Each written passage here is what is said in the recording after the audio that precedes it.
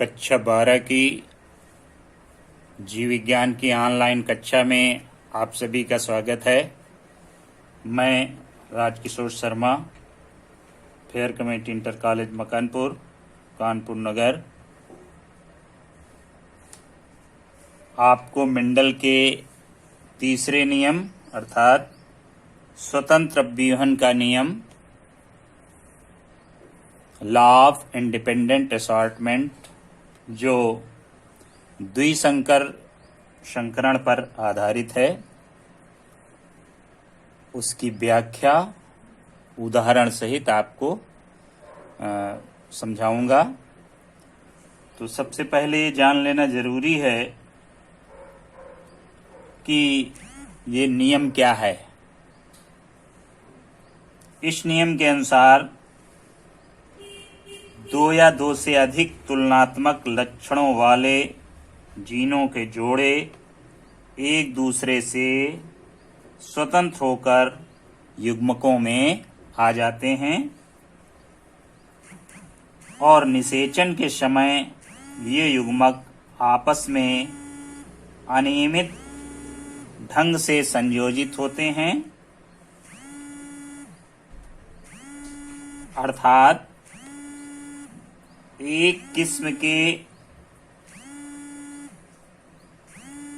पौधों में उपस्थित सभी लक्षणों के कारक यानी जीन, क्योंकि मेंडल के समय में जीन की खोज नहीं हुई थी तो मेंडल ने कारक कहा था। लक्षणों के कारक या जीन या आनुवंशिक एकक परस्पर स्वतंत्र होते हैं और निषेचन के समय स्वतंत्र रूप से दूसरे जनक पौधे के सभी लक्षणों के कारकों से अनियमित रूप से मिलते हैं। इसके फलस्वरूप नए नए संयोग बनते हैं। यही मेंडल का स्वतंत्र अपव्यूहन का नियम है और हम इसकी व्याख्या द्विसंकर संकरण से करेंगे। द्विसंकर संकरण क्या है? ऐसा संकरण जिसमें दो जोड़ी तुलनात्मक लक्षणों का अध्ययन एक ही साथ किया जाता है उसे द्विसंकर संकरण कहते हैं, यानी डाई हाइब्रिड क्रॉस। इसमें हम मटर के बीज का अध्ययन कर रहे हैं।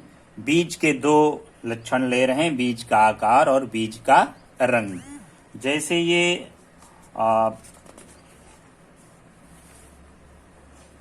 पीला व गोल बीज, पीला गोल बीज है और ये हरा और झुर्रीदार है।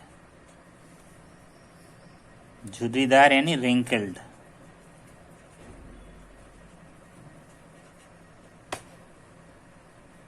अब चूंकि दो लक्षण हैं तो एक लक्षण का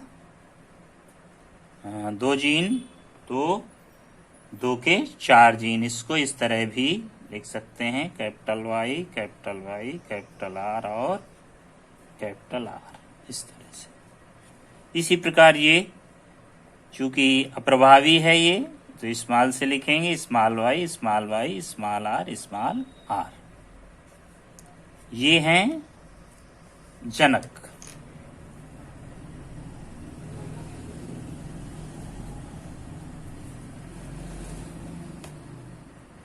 अब जनक से युग्मक बने, ये इसके युग्मक वाई आर और इसके युग्मक स्मॉल वाई स्मॉल आर। क्या है? युग्मक। ये युग्मक है।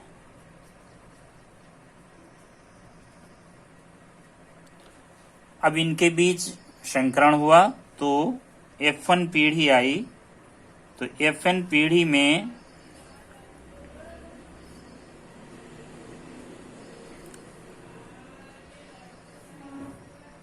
इस प्रकार के जीन्स आए।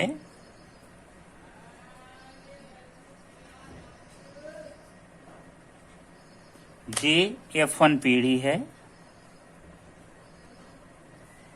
F1 पीढ़ी। अब F1 पीढ़ी के बीच में स्वपरागण करा दिया गया।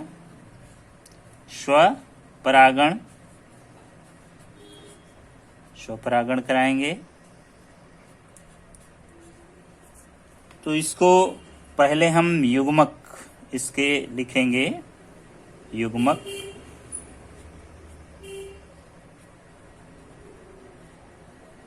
युग्मक अब इसके युग्मक इस तरह से, एक तरफ मेल और दूसरी तरफ फीमेल, ये युग्मक हैं। Capital Y, capital R, capital Y, small R, small Y, capital R और स्मॉल वाई, स्मॉल आर। इसी तरह इधर भी युग्मक capital Y, capital R, capital Y, small R, small Y, capital R और स्मॉल वाई, स्मॉल आर। ये जो वर्ग देख रहे हैं आप, ये आरसी पुन्नेट वैज्ञानिक के द्वारा प्रस्तुत किया गया था। उसी के आधार पर हम इसको द्विसंकर संकरण के माध्यम से स्वतंत्र विहन के नियम का अध्ययन कर रहे हैं।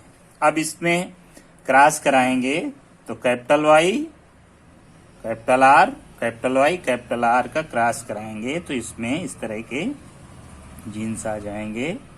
कैपिटल वाई, कैपिटल आर और कैपिटल आर। इसका क्रॉस इससे कैपिटल वाई,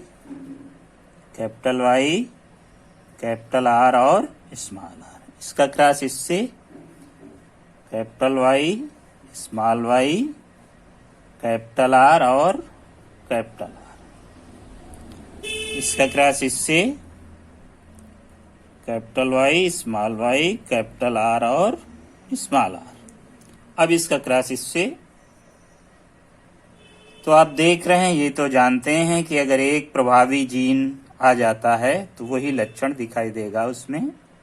तो ये बीज पीला और गोल होगा, ये भी पीला और गोल, और ये भी पीला और गोल, क्योंकि कैपिटल वाई एक है तो पीला ही होगा और आर दोनों हैं कैपिटल। इसी प्रकार इसमें आर कैपिटल है तो ये गोल ही दिखेगा। इसी प्रकार पीला यानी कैपिटल वाई से और कैपिटल आर गोल, पीला गोल बीज। अब इसका क्रॉस इससे तो कैपिटल वाई, कैपिटल आर और स्मॉल आर, यानी पीला और गोल बीज बनेगा। और इसका क्रॉस इससे कैपिटल वाई, तो ये पीला होगा और स्मॉल आर, चूंकि दोनों स्मॉल हैं इसलिए झुर्रीदार है। इसका क्रॉस इससे कैपिटल वाई, कैपिटल आर और स्मॉल आर। वाई है कैपिटल तो ये पीला होगा और एक कैपिटल आर है तो इसलिए ये गोल है। इसका क्रॉस इससे कैपिटल वाई, स्मॉल आर और स्मॉल आर। भी देखिए कैपिटल वाई है तो इसमें पीला होगा और दोनों आर स्मॉल हैं इसलिए ये झुर्रीदार होगा। अब इसका क्रॉस इससे तो कैपिटल वाई, कैपिटल आर और स्मॉल आर, कैपिटल आर। बीज पीला और गोल, कैपिटल वाई, स्मॉल वाई,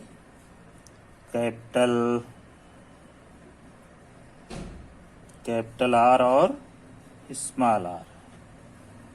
इसका क्रॉस इससे स्मॉल वाई, हाँ तो ये वाई एक कैपिटल है तो ये पीला हो गया और एक कैपिटल आर है तो ये क्योंकि प्रभावी है जीन तो ये गोल होगा।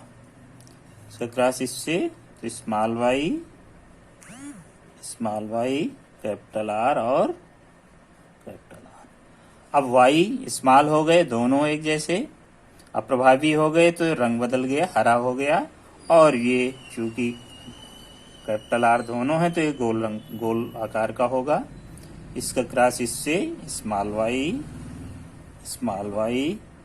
कैपिटल आर और स्मॉल आर। अब वाई दोनों स्मॉल हैं, अप्रभावी हैं, इसलिए ये हरा रंग दिखेगा, और चूंकि एक प्रभावी जीन मौजूद है आकार का तो इसलिए गोल होगा। अब इसका क्रॉस इससे कैपिटल वाई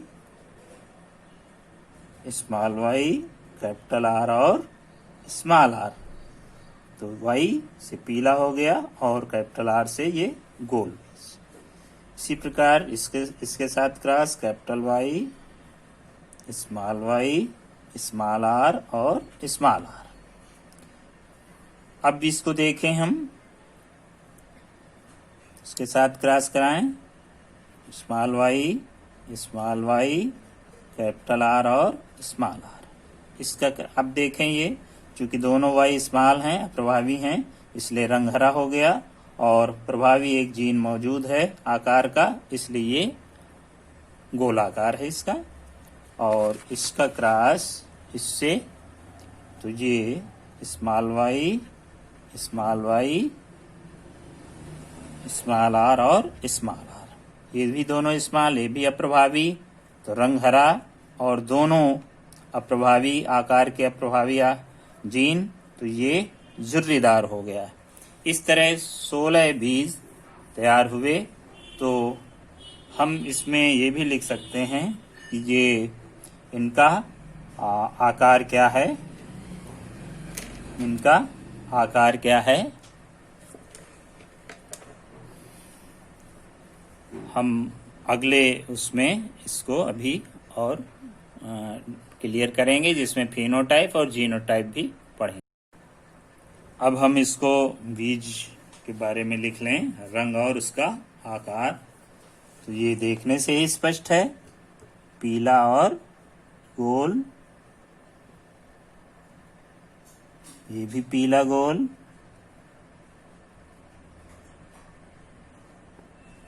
ये भी पीला गोल,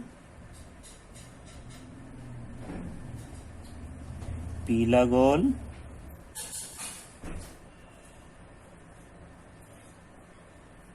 पीला गोल,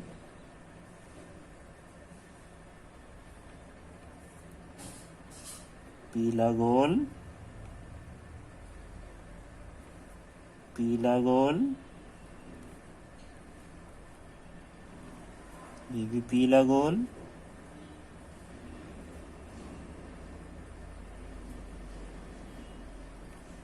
ये पीला गोल,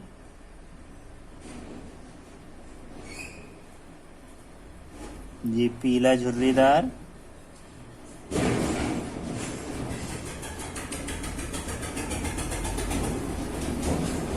ये पीला झुर्रीदार,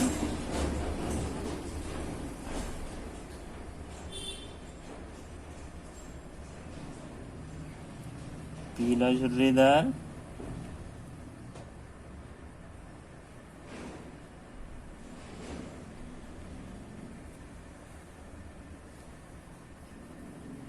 ये हरा गोल,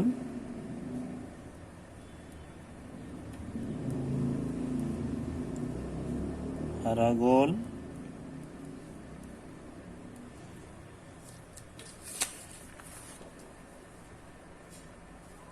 हरा गोल, और ये हरा झुर्रीदार।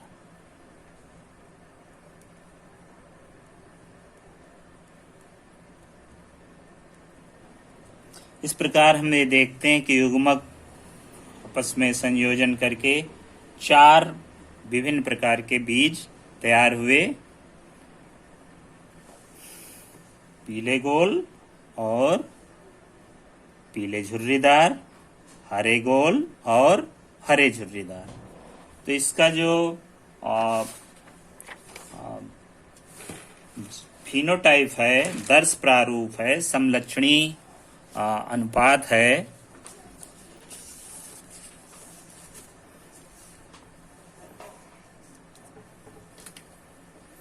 समलक्षणी अनुपात। अगर हम सबको गिने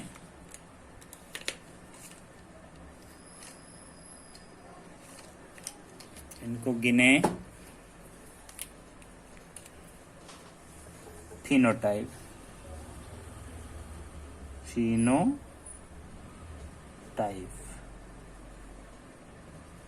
दर्श प्रारूप भी कहते हैं। दर्श प्रारूप जो दिखाई दे रहा लक्षण, और इसको समलक्षणी रेशियो RATIO रेशियो समलक्षणी अनुपात।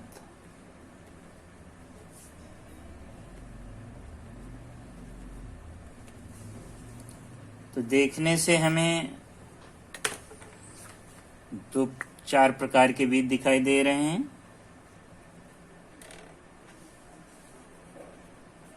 पीले गोल, पीले झुर्रीदार,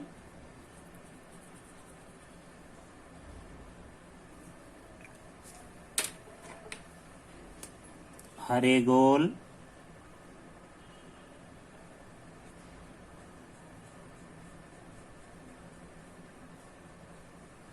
और हरे झुर्रीदार।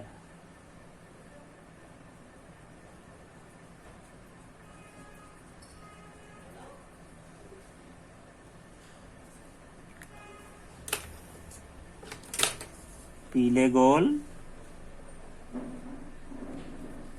पीले गोल, पीले झुर्रीदार,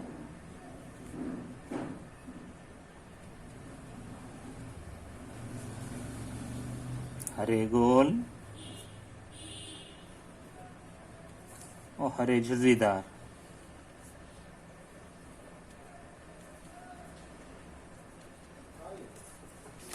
अब हम इससे गिनती करें तो इसका एक बिल्कुल आसान तरीका है गिनती का। ऐसे एक इस तरह से ये ऐसे एक त्रिभुज बनता है, ये ऐसे बना लें। अब जितने इसमें गिनते हैं 1 2 3 4 5 6 7 8 9, कितने हो गए? 9 बीज। 9 बीज ये हो गए। पीले और झुर्रीदार ये पुनः एक ऐसे ये त्रिभुज है। इसके त्रिभुज के जो शीर्ष पर पड़े कोने पर उनको गिन लेते हैं, वो 3 संख्या है। हरे गोल ये भी एक त्रिभुज पर निश्चित है शीर्षों पर, ये भी 3 है। और हरे झुर्रीदार 1 है। इस प्रकार जो फिनोटाइप रेशो है वो है 9:3:3:1। अगला रेशियो है जीनोटाइप। जीनोटाइप समजीनी अनुपात।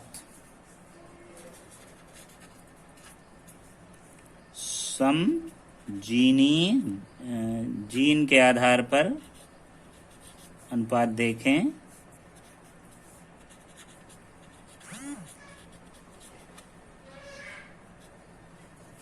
जीन्स जो लिखे हुए हैं आपके,